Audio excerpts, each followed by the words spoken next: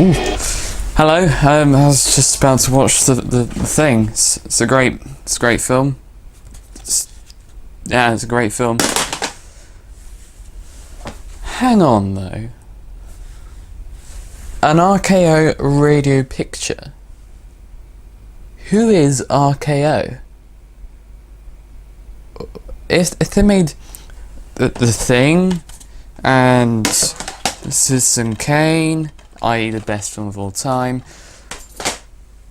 why haven't we heard of them? Well,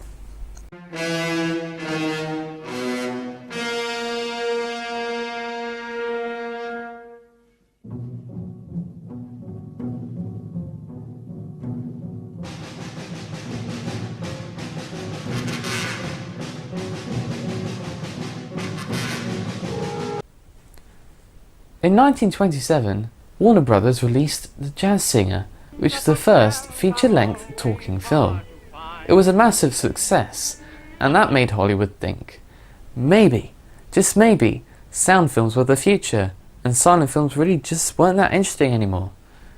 Meanwhile, the Radio Corporation of America, or the RCA, had ownership of something called the RCA Photophone, which was a way of recording sound onto film. However, Warner Brothers and Fox, the two only sound studios at that time, had already used a system called the ERPI, and MGM, Paramount, Universal and First National were about to use the ERPI as well. David Sarnoff, the then general manager of RCA, look him there, isn't he amazing? He was panicking slightly. He couldn't find a single person who wanted to use the photophone, but then he found Joseph P. Kennedy, the owner of the FBO, or the Film Booking Officers of America. The FBO wasn't a very special studio, it was sort of moderate sized, but nevertheless a studio. David Sarnoff had a plan. He wanted to make films, and the only way he saw to do that was to buy the FBO of Joseph P. Kennedy. Once this had been accomplished, he needed somewhere to show it in. At the same sort of time, the Keith Orpheum, or KAO, string of theatres was planning to go into motion picture business. This was a perfect opportunity.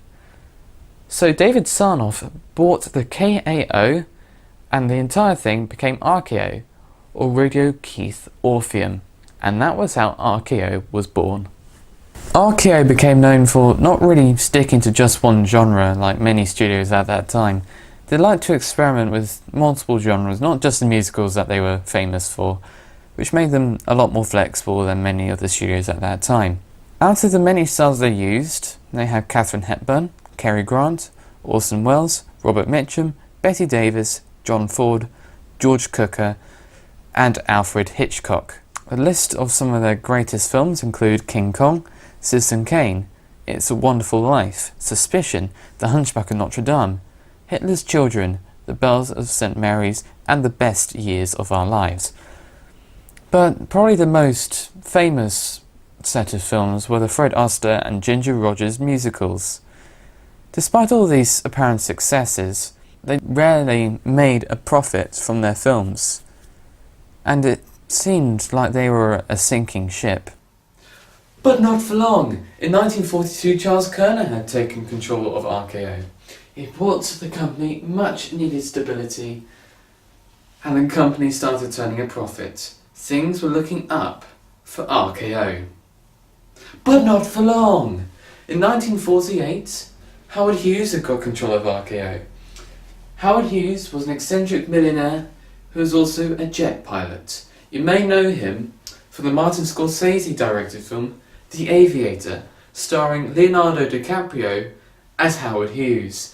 You should definitely go and watch it. It's a good film. Howard Hughes used RKO whatever he wanted it for. He directed his own films. He didn't have to worry about studio interference because he was the studio.